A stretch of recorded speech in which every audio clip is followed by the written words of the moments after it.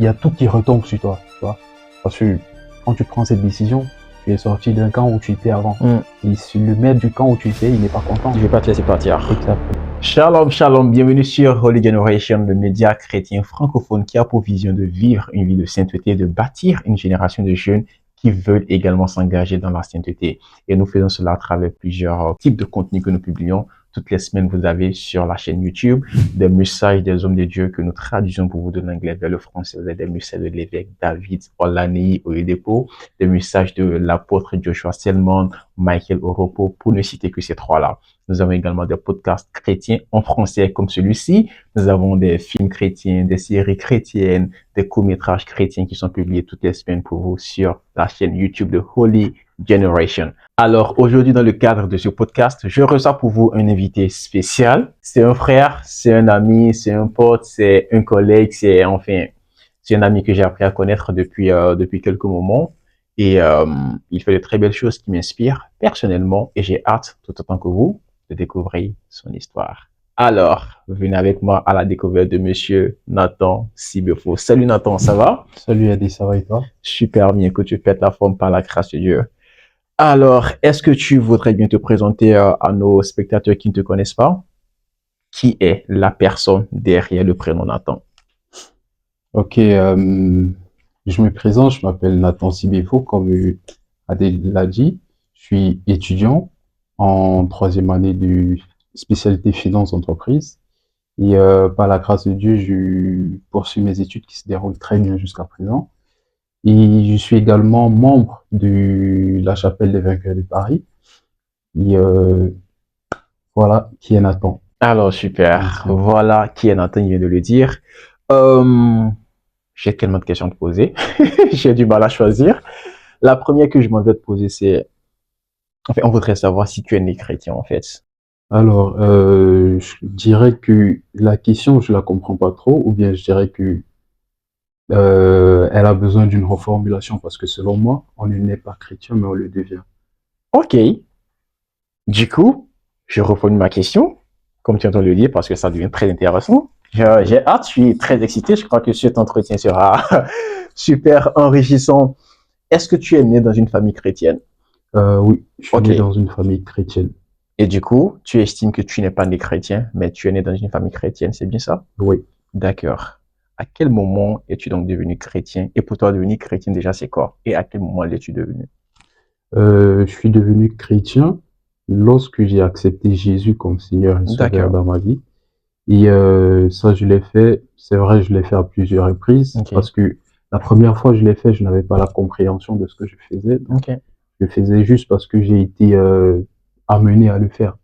C'était, je veux dire, c'est ma mère qui me l'a dit que, ok, voilà, parce qu'à la base, je suis né dans une famille catholique. D'accord. Donc, du côté catholique, si je peux dire ça comme ça, il n'y a pas cette expression de devenir chrétien. Mhm. Chez les catholiques, quand tu nais, si tu es dans une famille chrétienne, automatiquement, tu es chrétien. D'accord.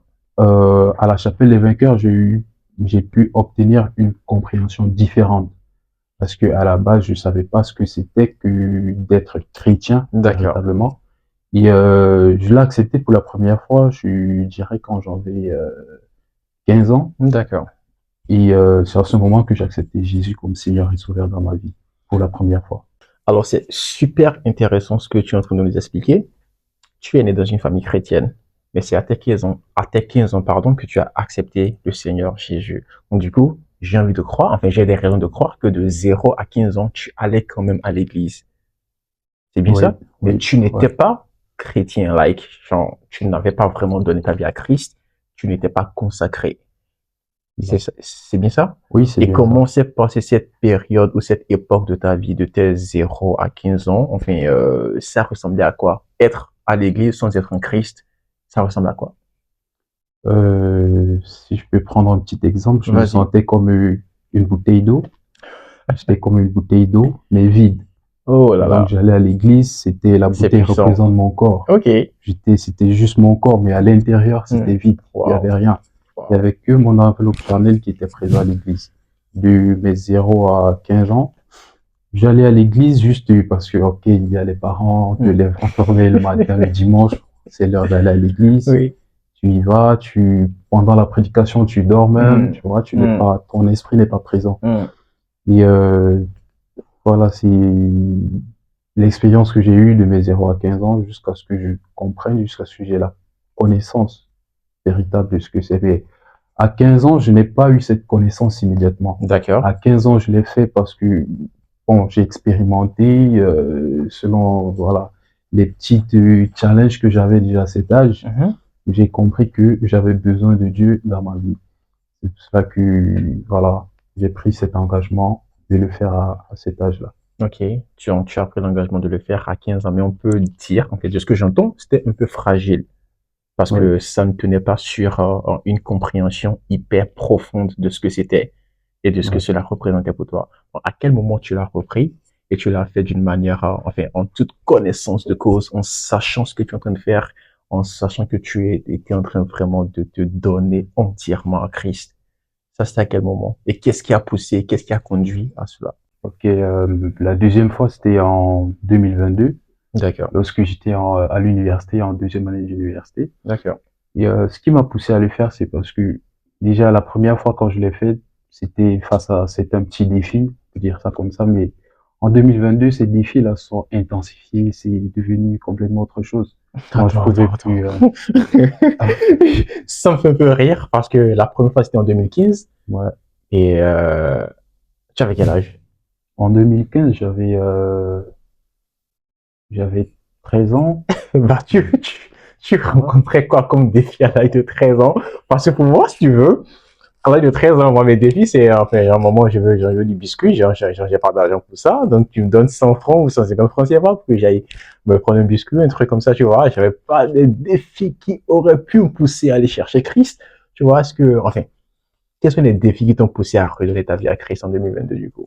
Ouais, justement, c'est ce qui est amusant malheureusement dans l'histoire, c'est que à cet âge-là, je faisais déjà face aux défis à l'école. Ah ouais. Et ces mêmes défis sont reproduits toujours à l'école. Donc, à l'âge de 13 ans, les défis que je rencontrais à l'école, c'était avec des camarades. Je faisais tout pour plaire aux autres. Donc, je cherchais toujours l'approbation. Et c'était pas toujours le cas. L'appartenance. Voilà, c'est ça. Donc, j'avais développé comme une dépendance à Hmm. cela. Et vu que je pouvais pas le faire, vu que je ne l'obtenais pas, donc voilà, ça m'a causé des problèmes internes. Oh ouais. Comme quoi, j'étais dépressif. J'étais dépressif parce que ouais, je me sentais mal. Ouais, ouais, Je n'obtenais pas la satisfaction que ouais, j'attendais. tout à Pourtant, je fait. mettais des efforts, Hmm. tu vois. Et en deuxième année, il n'y avait pas que ça. En deuxième année, c'est vrai, il y avait la dépression un peu, mais il y avait également des soucis avec mes notes. Parce Hmm. que ma deuxième année d'université, quand je dis l'année, c'est l'année 2022. La façon dont elle a commencé, elle n'a pas très bien commencé pour moi. Tout a commencé le 1er janvier, donc le premier jour de l'année. Après le culte, après la célébration de minuit avec mes parents, j'ai retrouvé des potes, nous sommes allés en sortie, on est allé en virée et tout. Voilà, c'est la vie des jeunes, quoi. Et en plus, on était tous étudiants, D'accord. donc on voulait profiter un peu. Yes. Et puis, directement après, dès le lendemain, je suis tombé malade. Hmm. Bizarrement, parce que j'avais aucun symptôme avant, Mhm. je manifestais rien. Mais dès le lendemain, j'ai attrapé le paludisme. C'est vrai que je l'avais régulièrement, on va dire, à peu près tous les 4 mois ou tous les 6 mois. Mais cette fois-là, ça s'est manifesté différemment. Différemment dans le sens où les symptômes que j'avais, c'était pas les mêmes qu'avant. Ok. J'avais une montée de fièvre incroyable. On se demandait si c'est réellement le paludisme. Mhm. Et le jour de mon anniversaire aussi, parce que c'était le 3 janvier, Hmm. j'étais couché, dans ma chambre, j'étais couché, j'étais malade et j'étais tout seul. Excuse-moi, juste pour aider les gens à bien comprendre, tu as fêté avec ta famille le 1er janvier. Après ça, tu es Oui, sorti avec tes potes. Le 2 janvier, tu es tombé malade. Le 3 janvier, c'était ton anniversaire. Donc, du coup, tu es tombé exactement, malade la veille de ton anniversaire. exactement. Super. J'étais malade le jour de mon anniversaire, j'étais cloué, je pouvais rien faire, je pouvais pas me lever, je pouvais pas manger, j'avais pas d'appétit. Et enfin, je recevais des joyeux anniversaires, mais voilà, j'avais l'impression de pas mériter, tu vois. Donc, je m'en voulais à moi-même et je suis demandé à Dieu, mais pourquoi est-ce que ça se passe ainsi? Parce que moi, j'avais prévu sortir encore avec des potes ce jour, tu vois. prévoyais profiter, mais ça s'est pas passé ainsi. Et bon, je dirais que Dieu m'a fait un petit rappel, mais bien après. Il m'a rappelé pourquoi est-ce que je me retrouve dans cette situation, mais bien après. Et au courant de l'année, j'ai également connu l'échec scolaire. C'était ma première fois depuis que j'ai commencé mes études. J'avais jamais connu l'échec scolaire et ça m'a fait très mal. Une fois de plus, je me suis demandé, mais Seigneur, c'est pourquoi? Et c'est après cet échec que j'ai véritablement compris que voilà, tout s'est produit dès le 1er janvier, dès le premier jour de l'année. D'accord. Et Dieu me l'a rappelé, ça m'a amené à lui. Il m'a rappelé que ce que j'ai fait ce jour-là, premièrement, j'étais à l'église, mais j'étais pas présent. Je pensais qu'à mes potes, je pensais qu'à finir rapidement et aller les retrouver. Et ce qu'on a fait également ce soir-là, tu connais, entre amis, entre garçons, dans des sorties, boîtes de nuit et tout ça là, c'était pas vraiment ça. Et il m'a rappelé également que le jour de mon anniversaire, c'est lui qui m'a fait tomber malade. C'était justement pour m'empêcher de ressortir encore avec ses amis. Parce que je sais pas, peut-être qu'il m'a préservé comme ça, je sais pas ce qui aurait pu se passer ce jour, tu vois. Et lorsque j'ai eu toute cette compréhension, je me suis dit, ok Seigneur, je vais corriger ma marche avec toi. Parce que ma mère, elle me parlait tout le temps. Voilà, tu finis de parler, et puis bon, je vais réfléchir. Voilà ce que je me disais, ok, je vais réfléchir. Et bien après, j'ai reconsacré ma vie à Dieu une deuxième fois. Et je lui ai dit, cette fois-ci, je ne vais pas faire comme la première fois. Cette fois-ci, je sais ce que je fais, je sais pourquoi je le fais. Et je m'attends à des résultats différents. D'accord. Résultats différents dans le sens où, premièrement, côté de mes études, parce qu'après l'échec, je me posais des questions, je demandais même à Dieu si c'est sa volonté que j'étudie. Je me demandais si c'est pas mieux d'arrêter les études, tu vois. Et en ce moment-là, quand j'ai pris cette décision, j'ai reconsacré ma vie et j'ai un peu reçu la paix, la tranquillité. Comme quoi, tout va bien, ne t'inquiète pas, je prends les choses en main. Et voilà, c'est un peu ces petits défis qui m'ont poussé à retourner dans sa maison une deuxième fois. Ok, super. Alors, j'ai plusieurs questions qui me viennent à l'esprit là, mais juste pour clarifier ça à notre audience qui ne sait pas concrètement ce que ça veut dire de donner sa vie à Jésus. Parce qu'il y a plein de personnes, enfin, qui naissent, même souvent chrétiens, mais ils savent pas ce que ça veut dire, je donne ma vie à Jésus, en fait. Genre, comment ça s'est passé pour toi? On a compris ce qui t'a conduit à là. Maintenant, le processus de donner ta vie à Jésus, comment ça se passe? Enfin, genre, je vais dire un truc très bête. S'il n'y a pas de, comme si tu allais acheter ta vie genre, à la boutique, tu viens, tu dis Jésus, genre, tu mets ça dans le panier d'offrande de l'église, tu dis Seigneur, je te donne ma vie. Non, clairement, c'est pas ça. Comment ça s'est passé, en fait? Est-ce que tu peux expliquer un peu le processus, en fait, de soumission totale à Christ pour toi? Comment ça s'est passé? Ça peut aider plusieurs jeunes qui nous écoutent et qui ne savent pas comment donner la vie à Christ, ou enfin, ils savent même, ils n'y ont jamais pensé, en fait. C'est parce qu'ils sont dans une famille chrétienne. Ils croient que tout est acquis, déjà. Alors que dans bien des cas, ce n'est pas le cas. Donc, tu peux nous donner un peu plus de détails là-dessus, s'il te plaît? Ok, je vais commencer par ta dernière phrase. Vas-y. Où tu as dit, ils pensent qu'ils sont dans une famille chrétienne dont tout est acquis. Déjà, la nouvelle naissance, c'est pas un héritage. C'est pas un héritage parce que si ça l'était... Ça, c'est du rêve. La nouvelle naissance n'est pas un héritage. Preach! I love it. Je dirais que si c'était un héritage, c'est qu'on n'aurait pas besoin de faire ce que, voilà, on n'aurait pas besoin de tous passer par ce processus. Mais s'il faut passer par ce processus, c'est que il faut d'abord, premièrement, obtenir la connaissance, la compréhension. Yes, sir. Savoir ce que c'est avant de prendre la décision. Yes, sir. La nouvelle licence, c'est pas un truc imposé. C'est un choix personnel. Donc, c'est à chacun de prendre la décision que, ok, on m'a expliqué ce que c'est que la nouvelle licence. Moi, particulièrement, c'était ma mère, parce qu'elle était déjà ancrée dans le Seigneur. Et je pense qu'elle a beaucoup prié pour ça aussi. Elle a beaucoup prié parce que quand j'ai donné ma vie à Christ, j'avais des comportements, elle était étonnée, elle était choquée. Elle rendait grâce à Dieu. D'accord. Donc, pour revenir à ce que je disais, la nouvelle naissance, c'est tout simplement s'abandonner totalement à Dieu. Lui dire, ok Seigneur, j'ai péché, je reconnais mes torts, je reconnais, mais je l'ai fait sans compréhension, sans savoir ce que je faisais. Je savais pas que tu étais le maître de ma vie. Vous savez, parce que c'est Dieu notre créateur, on n'est pas tombé de la terre, on n'est pas tombé du ciel. C'est vrai, nous sommes le produit de nos parents, nous sommes le fruit de nos parents, mais c'est Dieu qui nous a mis dans le ventre de nos Ils parents. sont C'est juste Dieu des qui nous a canaux à travers créés. lesquels nous sommes venus. Exactement. Ouais, la nouvelle naissance, c'est justement l'abandon total à notre créateur. Ok. Et tout simplement, ça se passe par une petite prière que j'ai faite à l'église.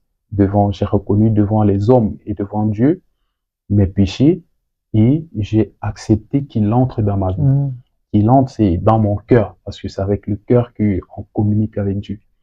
Donc, la nouvelle naissance, en gros, je dirais que c'est un peu comme un nouveau nous qui ressort. Hmm. Donc, parce que lorsque tu donnes ta vie à Christ, tu acceptes d'abandonner ton ancienne vie pour recommencer une nouvelle vie. Donc, c'est pour cela qu'on parle de nouvelle naissance. Hmm. Donc, tout ce que tu faisais avant, tes habitudes, tout ce que tu faisais, que tu avais l'habitude de faire, comme moi, par exemple, j'avais l'habitude d'aller dans des boîtes de nuit avec des amis. Tout cela, par exemple, tu arrêtes et tu pars sur une nouvelle base. Hmm. Une nouvelle base avec Jésus, c'est-à-dire tu t'engages à suivre ses lois, ses commandements, donc sa parole. Et voilà ce que je peux dire concernant la nouvelle licence. Super, super. Je trouve que ça très clair. Et d'ailleurs, ça me pousse à te poser une deuxième question, qui est, enfin, je viens de l'aborder brièvement, mais je voudrais que tu ailles un peu plus en détail. Quels sont les mauvais comportements qui ont commencé par tomber de ta vie, que tu as commencé par abandonner dès ta nouvelle naissance en 2022? Qu'est-ce que tu faisais qui ne glorifiait pas le Seigneur, mais que tu t'es surpris, ok, enfin, en train d'abandonner, en fait. Et comment ça s'est passé? Est-ce que ça a pris du temps? Ou bien en un claquement de doigts, j'ai donné ma vie à Jésus aujourd'hui, enfin, genre, le 1er juin, à partir du 2 juin, je commence à abandonner tout ce que je faisais. Comment ça s'est passé, en fait, le processus de changement? Est-ce que ça a pris du temps? Si oui, ça a pris du temps. En fait, ce n'est pas le temps seul qui a apporté le changement. C'est parce que tu faisais quelque chose pendant le temps que le changement est venu. Bon, c'est quoi ces choses-là que tu faisais qui t'ont permis d'abandonner certains mauvais comportements que tu avais?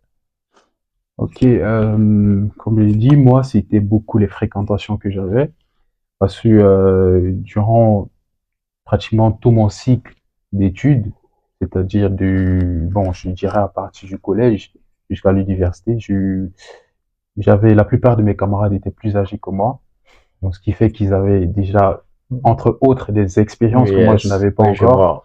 Donc j'étais très facilement influençable par eux. Ouais, je vois. Et ça m'arrivait des fois d'écouter leurs conversations entre vieux, si je peux dire ça comme ça. Et je me posais des questions, je me disais, ben, de quoi est-ce qu'il est question? De quoi est-ce qu'il parle, tu vois? Hmm. Et ça m'a poussé à aller faire mes propres recherches, particulièrement en ce qui concerne les femmes. Moi, je savais pas, j'avais jamais expérimenté, mais quand eux, ils parlaient, tu vois, avec tellement d'émotion, tu vois, je me disais, bah, tiens, je vais aussi essayer, je vais aussi voir, je vais découvrir.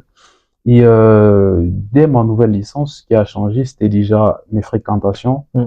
Certes, je les côtoyais, mais c'était plus de la même façon. J'étais plus facilement influençable parce que quand j'étais avec eux, ok, je dépendais d'eux. Voilà, j'étais comme un chien qui suivait son maître. Donc tout ce qu'il disait, voilà, je suivais entre autres. Et j'essayais également de les plaire. Tout ce que je faisais dans mes actions et dans tout, dans mes habitudes également. J'essayais de faire en sorte qu'ils apprécient. Tout le temps, je voulais recevoir l'approbation. Donc, à partir de ma nouvelle licence, ma mentalité a changé dans ce sens où je ne voulais plus plaire aux hommes, mais je voulais plaire à Dieu. Donc, mes comportements ont changé. Mes fréquentations, les lieux que je fréquentais, comme les boîtes de nuit, les bars et tout ça, je n'y allais plus. Je trouvais un moyen de trouver une excuse auprès d'eux. Je leur dis, ouais, je fais plus ci, j'ai un truc à faire. Et aussi, j'avais certaines addictions. J'avais certaines addictions. Bon, je dirais, les jeux vidéo, par exemple, c'est l'un des plus grands pièges dans lesquels je suis tombé. Je pouvais jouer toute une nuit, des jours et des jours, je sortais pas de chez moi. Mais si c'est pour passer le temps dans la parole de Hmm. Dieu, au bout de 10 minutes, je pense que j'ai tout acquis. Mhm. Si je passe 10 minutes, c'est beaucoup, même juste je peux lire un verset biblique, je me dis, bah, j'ai compris toute la Bible. Donc, c'est un peu, voilà, c'est un peu ça, grosso modo, Alors, qui a changé. J'ai envie de te demander, pardon, si tu as traversé une situation complexe, désespérée, dans laquelle tu te disais c'est fini, je n'ai pas de solution, je n'ai pas de porte de sortie, et tu as prié, prié, prié, c'est pas venu, c'est pas arrivé au moment où tu t'y attendais, et bah tu te dis finalement je laisse tomber, j'abandonne, je pourrai jamais l'obtenir, ou bien ça peut jamais marcher, ou bien genre j'aurai jamais la solution. Et puis à la dernière minute, ou à la dernière seconde, Jésus-Christ est intervenu. De main de maître, il t'a sorti de cette situation et tu as trouvé la solution. Tu savais clairement que ça c'est lui en fait.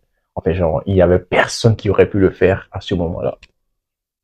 Oui, effectivement, j'ai connu une telle situation dans ma vie. C'était à mon arrivée en France. Mm.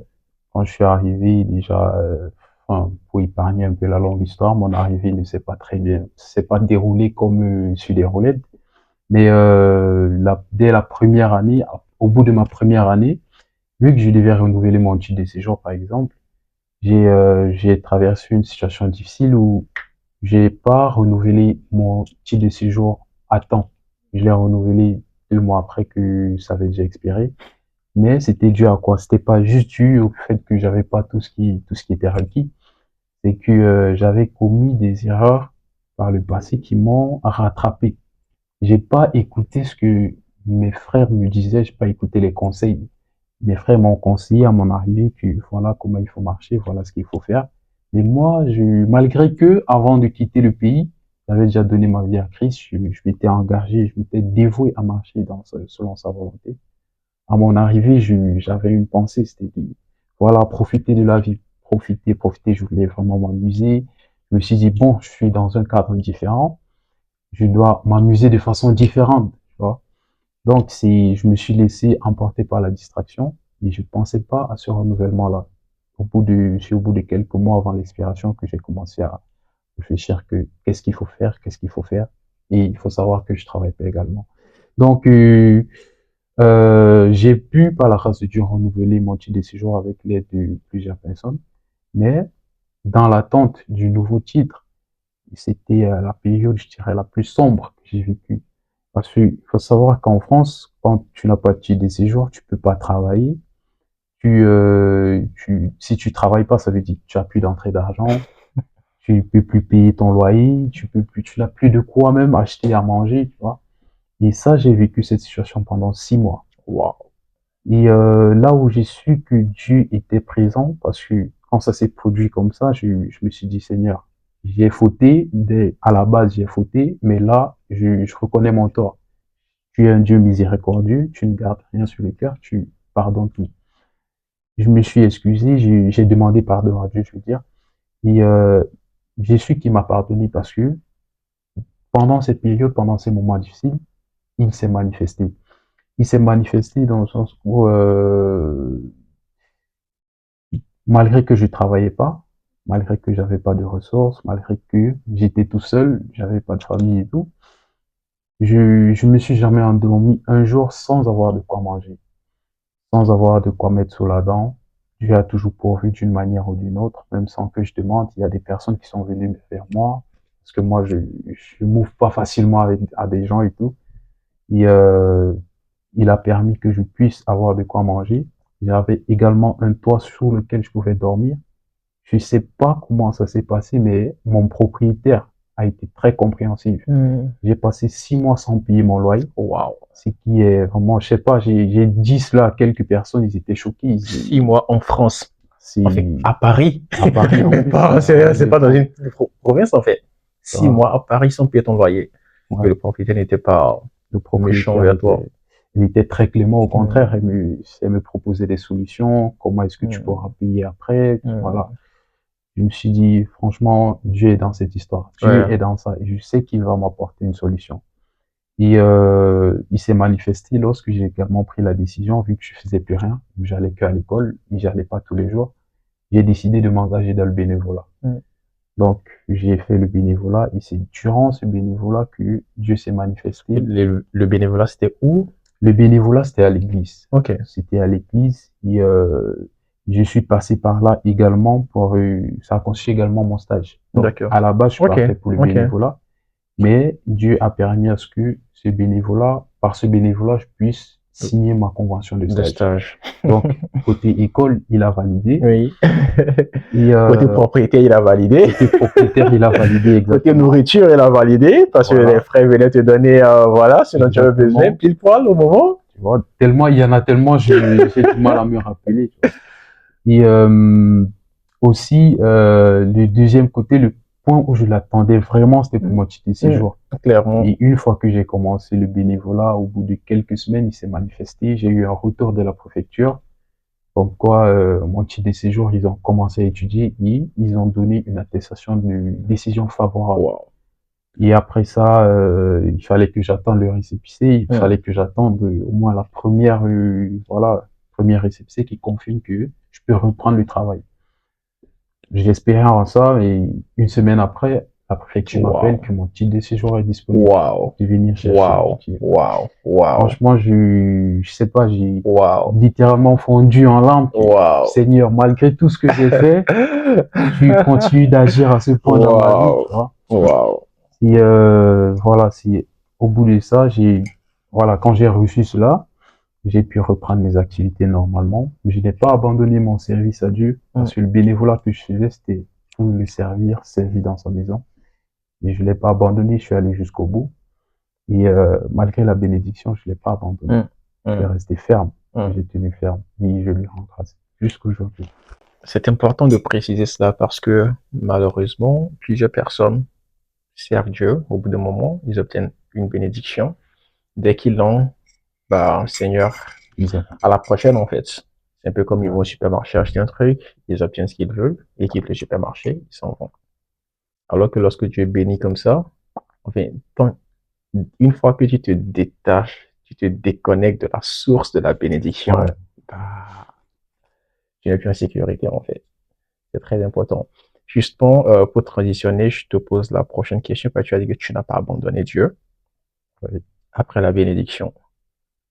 Qu'est-ce qui te permet de t'accrocher dans le service en fait? Parce que nous sommes en France, à Paris, enfin, il y a pas mal de trucs qui se passent. C'est pas évident de servir Dieu en France en fait. Moi, je le dis tout le temps. Je prends mon exemple lorsque j'étais par exemple, lorsque j'étais encore au pays, au Bénin. Ma maison, littéralement, c'était à 2 minutes de marche à pied de l'église, en fait. Littéralement. Et même lorsque j'habitais loin de l'église, loin, c'était 15 minutes maximum, en fait, de l'église. Mais je viens en France, j'étais à Strasbourg. À Strasbourg, je mettais plus d'une heure pour aller à l'église. Je monte sur Paris, je me dis, OK, Paris, ce sera différent. Mais à Paris, je mettais 1h30 pour aller à l'église, porte à porte. À retour, ça me faisait 3 heures de temps pour aller à l'église et tout. Les dimanches, les mercredis, en fait, c'est pas évident, quoi. Et lorsque je pose la question à plein d'autres amis aussi, enfin, la France est conçue de telle sorte qu'il y a très rarement des églises proches des commodités, très rarement proches des maisons, enfin, genre de l'agglomération, là où les gens vivent. Et quand c'est comme ça, c'est hyper dur de servir Dieu, en fait. Peu importe ta bonne volonté, il y a l'hiver, tu vas sortir dans le froid, la neige, enfin, même l'été, le soleil, c'est un autre niveau, c'est un autre degré. Même dans la rue, enfin, genre, enfin, tu vois ce que je veux dire? La France, c'est pas évident, en fait. Surtout en plein été. Moi, je prends tout de suite exemple-là. Il faut le dire, en fait. Tu sors, en fait, genre, tu vois les sœurs habillées d'une manière, alors là, vraiment, pas facile, en fait, pour quelqu'un qui veut vivre la consécration avec Dieu, pour quelqu'un qui préserve ses yeux, enfin, son regard et tout. Bon, en plein été, tu sors, tu vois les gens presque nus. Donc, comment est-ce que tu fais, en fait, pour t'accrocher à Dieu? Parce qu'en fait, il faut travailler, il faut payer tes factures et tout. Et malgré ça, tu sers toujours Dieu en tant que jeune. Enfin, genre, tu veux dire, comment tu t'y prends, en fait, comment tu t'organises pour que ça n'impacte pas aussi sur tes études. Et voilà. Ok, c'est vrai que servir Dieu n'est pas facile. C'est pas une chose facile, surtout pour quand tu es chrétien. Une fois que tu prends la décision de soumettre totalement à Dieu, et tu as l'impression que il y a tout qui retombe sur toi, tu vois. Parce que quand tu prends cette décision, tu es sorti d'un camp où tu étais avant. Et si le maître du camp où tu étais, il n'est pas content. Il ne veut pas te laisser partir. Exactement. Il n'est pas content de perdre un de ses soldats très actifs, tu vois. Un ambassadeur qui le représentait valablement.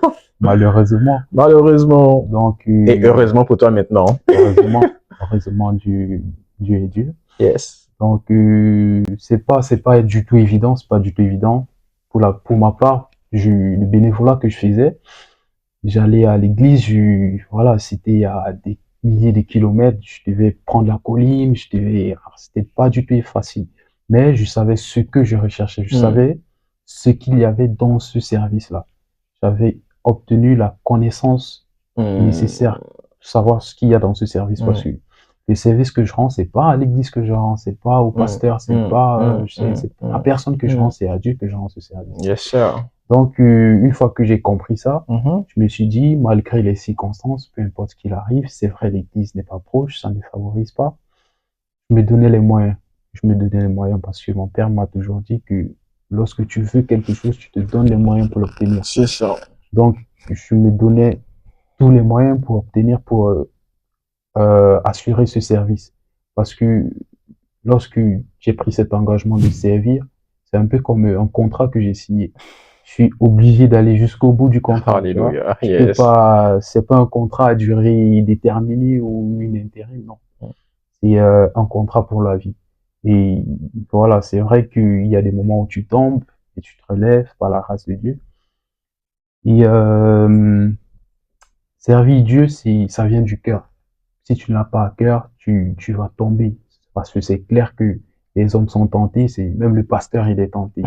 Même le pasteur, il est tenté. Mais si tu n'as pas Dieu ancré dans ton cœur, si tu n'as pas cet amour pour lui, parce que c'est son amour qui nous maintient encore là où nous sommes. Hmm. C'est son amour et sa miséricorde, parce que bien que nous tombons des fois, on se relève et il nous pardonne. À chaque fois que nous allons vers lui, il ne se détourne pas de nous. Il ne se détourne pas. Donc, pour répondre à la question sur servir Dieu, en France particulièrement, c'est vrai, c'est pas chose facile. C'est pas chose facile.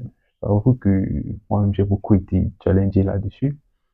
J'ai beaucoup été challengé là-dessus. Et, entre des jours où je devais travailler, qui tombaient le dimanche, Mhm. et, des fois, je me demandais, est-ce que ça vaut la peine? Je me rappelais de mon engagement. Et puis, je me rappelais aussi de ce que Dieu a fait pour moi auparavant. Je me suis rappelé de tout ça. Hmm. Et je me suis dit, s'il est bon, s'il est miséricordieux, malgré tout ce que j'ai pu faire, il m'a pardonné. C'est pas du jour au lendemain ou juste parce que j'ai changé d'emplacement géographique que voilà, mon service va changer. Je vais le servir avec détermination et avec amour. Avec amour. C'est beaucoup à l'amour. Super. Est-ce que tu peux nous parler un peu de ta vie de prière? Enfin, ça ressemble à quoi? Comment est-ce que tu fais pour garder le feu sur ton autel de prière? Comment est-ce que tu fais pour préserver? Enfin, comment tu fais pour avoir une marche qualitative avec Dieu, en fait? Ma vie de prière, j'ai pas voulu la compliquer, tu vois. J'ai voulu faire assez simple, surtout Simple et sachant efficace. que, voilà, sachant que tu es nouveau, on va dire, quand tu viens de naître de nouveau, tu es encore bébé en Christ, tu vois.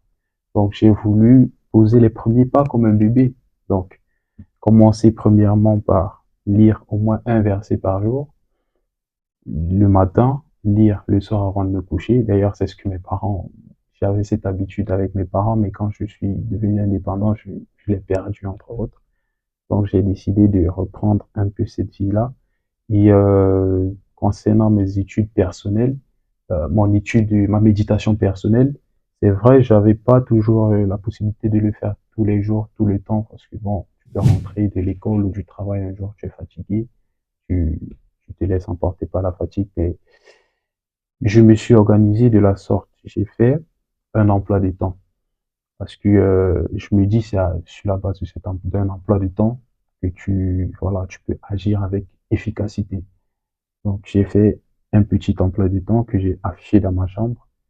Chaque matin, quand je me lève, je coche un verset biblique mémorisé, une petite prière avant de sortir, je coche. Quand je rentre, un verset biblique, une petite prière avant de m'endormir, je coche. J'ai fait ça dans les débuts. Ça m'a permis voilà, de grandir dans ma foi, entre autres. Et plus tard, j'ai commencé aussi avec des jeûnes, avec le jeûne et la prière que je faisais pas avant. J'ai compris que au travers du jeûne, on obtient tout. À travers du jeûne et la prière, on obtient tout sur l'autel de prière. Et surtout, l'une des choses qui m'a beaucoup aidé, c'est que j'ai beaucoup fait la prière pour demander la grâce de Dieu. Parce que c'est par sa grâce que je peux me tenir sur son autel tous les jours. Par mes propres forces, je ne peux pas. Il le dit d'ailleurs dans sa parole. Ce n'est ni par ma force, ni par mes moyens, mais c'est par sa grâce. Car sa grâce me suffit. Sa grâce me suffit. Donc, je dirais que c'est uniquement sa grâce. J'ai beaucoup plaidé pour la grâce de Dieu. Beaucoup, beaucoup plaidé pour sa grâce. Et voilà, quand tu pries, on a cette assurance que quand on prie, Dieu nous écoute, il nous exauce. Alors, Nathan, nous tendons vers la fin de ce podcast de Holy Generation. Je vais te poser une question. Si Jésus-Christ était là devant toi en ce moment, qu'est-ce que tu aimerais lui dire? Je pense que j'aurais beaucoup de choses à lui dire. La première Peut-être, chose serait quoi? ouais. La première chose que je lui aurais dit, c'est merci. Hmm. Merci. Franchement, malgré, malgré tout ce que j'ai pu faire, tout ce que j'ai pu faire dans le passé, il ne m'a pas abandonné. La preuve, il Hmm. se présente devant moi. C'est une preuve qu'il est avec moi, qu'il est là. Et je lui aurais dit merci. Et je lui aurais dit que je l'aime. Déjà, il le sait. Je lui aurais manifesté ça Hmm. encore. Je me serais prosterné parce que voilà, Hmm. c'est un privilège, je dirais, c'est une grande grâce de recevoir le Dieu Tout-Puissant parmi, devant moi, c'est, voilà. Et, en gros, tellement je serais, je sais pas, je serais peut-être choqué. Si je tombe pas, si je m'évanouis pas, voilà. C'est ce que je lui aurais dit. Vraiment un merci sincère qui vient du cœur. Merci, merci. Alors, on va faire un petit défi qui n'est pas un défi parce que c'est ton morceau de louange préféré. On va te le mettre. On va te voir danser. Tu vas esquisser les pas de danse de David pour qu'on puisse voir comment tu loues le Seigneur quand tu es devant lui. Top pour toi. On y va? Ok, Let's let's go. go.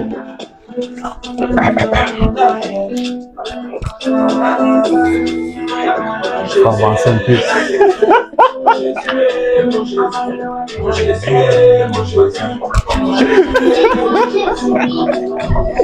Écoute la mélodie d'en haut, y'a pas d'ici. Bien qu'on n'écoute pas des rendis, le plus important c'est ce que tu t'as dit. En vrai, c'est vrai qu'ils ont trop parlé, ils ont dit qu'on va pas y arriver. On met leurs paroles sur le côté, et là le sambo c'est la faute, et là le sambo, Yokakabana le sambo, Zambena vai pour tout le monde, Ayatola Kanamoto, Yokakabana le sambo, et sur le sambo, Zambena vai pour tout le monde, Ayatola Kanamoto. Moi je suis son enfant, donc non moi je suis béni, depuis le ventre de maman, c'est Dieu qui m'a choisi. Moi je suis son enfant, donc non moi je suis béni, depuis le ventre de maman, c'est Dieu qui m'a choisi. Mon Jésus, mon Jésus, mon Jésus, mon Jésus, mon Jésus, mon Jésus. Alors, franchement, super. Bizarrement, c'est un morceau que je connaissais pas. Là, c'est une très belle découverte pour moi. Ça fait plaisir. Alors, quel serait ton dernier mot à l'endroit de la jeunesse française, la jeunesse européenne qui nous écoute, qui est assoiffée de Christ, qui cherche Christ, qui veut avoir une relation avec Christ, mais qui ne sait comment s'y prendre ou qui pense qu'il a déjà fait, enfin, qu'il ou elle a déjà fait beaucoup d'erreurs, commis beaucoup d'erreurs et ne sait pas où commencer. Qu'est-ce que tu aimerais le dire? Déjà, je dirais que il faut pas se poser des propres limites. Généralement, nous sommes notre propre limite. On se dit que nous sommes trop sales pour aller vers Dieu. Pourtant, il nous dit de venir à lui, tel que nous sommes, juste de nous soumettre à lui. C'est tout ce qu'il demande, que nous venons à lui. Donc, à la jeunesse française, je dirais qu'il faut chercher Dieu de tout son cœur, de tout son âme, désirer sa présence, que sa présence soit continuellement avec nous et de se soumettre à Dieu et demander parce qu'il n'y a que lui qui peut nous aider. Par notre propre force, on l'a dit, on ne peut pas. C'est lui qui a mis en nous le vouloir et le faire. Donc si on veut, on peut le faire. Si on veut le plaire, si on veut lui plaire, on peut lui plaire. Donc, on ne doit pas juste aller, voilà, on ne doit pas juste se mettre dans une boîte en disant que non, moi je suis, voilà, j'ai beaucoup péché, j'ai eu un passé très lourd, on va dire. Dieu ne peut pas me pardonner, non. Il est un Dieu bon, il est un Dieu juste et miséricordieux. Il nous aime comme nous sommes. Après, c'est lui notre créateur. Si il ne pouvait pas nous aider, ce que peut-être je dirais que plusieurs d'entre nous auraient déjà perdu la vie, parce que c'est pas ceux qui ont perdu la vie aujourd'hui qui sont, c'était pas trop pécheurs Mm. pour pouvoir demeurer sur cette terre. Donc, Mm. si Dieu nous a maintenus sur cette terre, c'est parce qu'il a un but, il a un projet pour nous, et c'est à nous d'aller vers lui pour se soumettre, pour aller se recommander entre ses mains Mm. et lui demander premièrement la miséricorde, chercher son pardon, parce que tout commence par là, par la nouvelle naissance, se soumettre à Dieu. Et voilà, il est un père juste, j'ai envie de dire, il est un père juste. Et voilà, Alors, chercher Dieu. super, vous l'avez entendu. L'Éternel est un Père juste. Il vous veut. Il veut que vous lui appartenez. Il vous a créé, c'est pour que vous lui serviez. Et il est là, disposé à vous recevoir. Donc, si quelqu'un ici, cet après-midi, ce matin, ce soir, cette nuit, peu importe le moment auquel tu tombes sur cette vidéo, si tu sens dans ton cœur, dans ton esprit, que tu n'as pas encore donné ta vie à Jésus-Christ et que tu voudrais le faire, si tu penses que tu as beaucoup trop péché et en fait, tu es trop sale, arrête. C'est maintenant que tu dois donner ta vie à Jésus, il n'est jamais trop tard. Par contre, demain pourrait être trop tard si tu dis j'attends demain. Mais aujourd'hui, ce n'est pas encore tard. Peu importe ton passé, peu importe ton présent, peu importe ce que tu as fait dans le passé, peu importe ce que tu n'as pas fait dans le passé, mais Jésus-Christ veut te recevoir. Il veut que tu reviennes à lui. Il t'appelle, il dit reviens vers moi, mon fils. Reviens à moi, ma fille. Alors si Jésus te parle, élève ta voix, mets ta main droite sur ta poitrine, fais cette prière avec moi.